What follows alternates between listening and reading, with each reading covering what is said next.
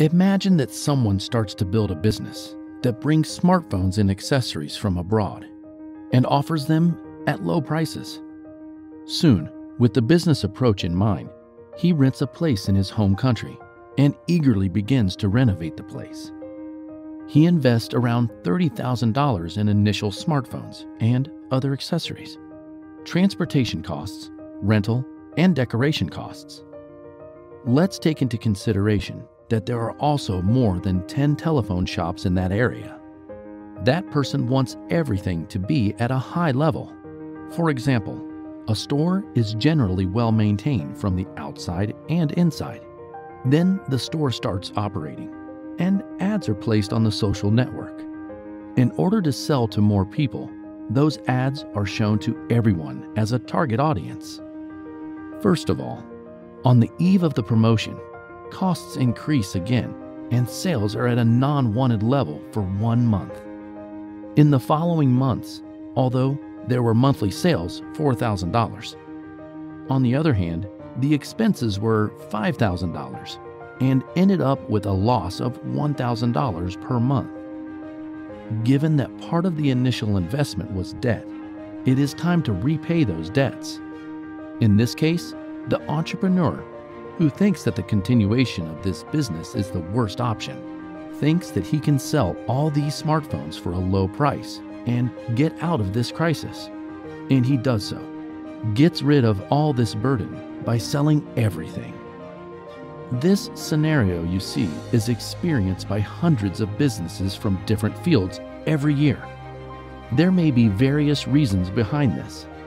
If we analyze this business story, if you notice, this person tried to make everything perfect, despite the fact that he offered low-cost phones. For example, the general appearance of the store was much better. Actually, this business targeted high-income people in real life, even though the target audience was low-income people. Because a really low-income person looked at the store from the outside and said, "This phone shop is probably an expensive place." And he never entered the store because he would not want to lose time there. And in the end, he bought it from another store. The entrepreneur also thought that the more people saw the ad on the social network, the better.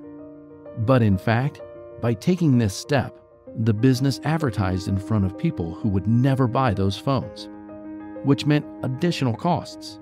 Because in reality, every false and true ad has its own cost to the target audience. These nuances were the main reason for the failure of this business.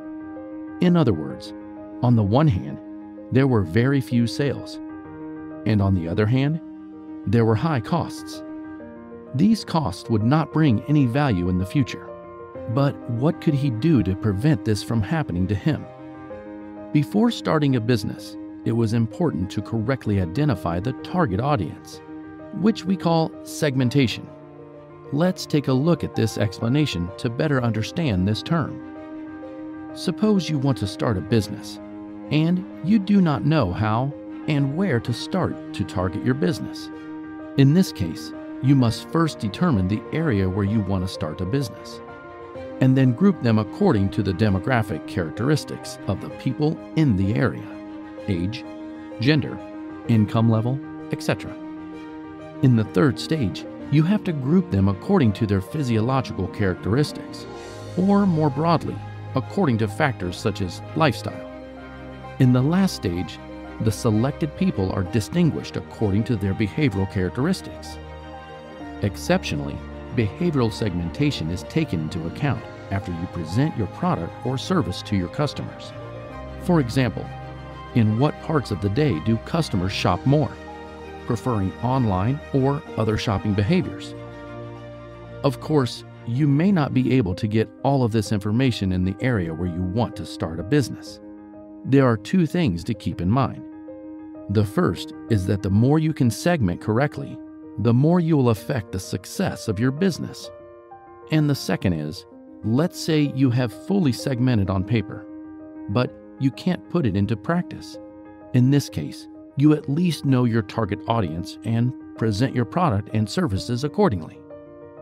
There are some products that are consumed by everyone, but those products also need segmentation. Take, for example, bread, a daily commodity.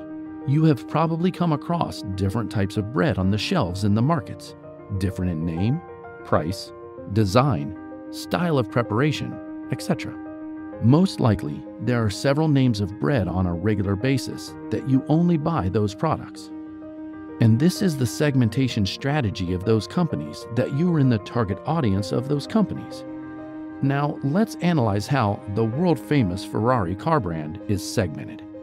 Ferrari was founded in 1929 as an Italian company. Historically, it has gained a reputation of a sports car by participating in Formula One races.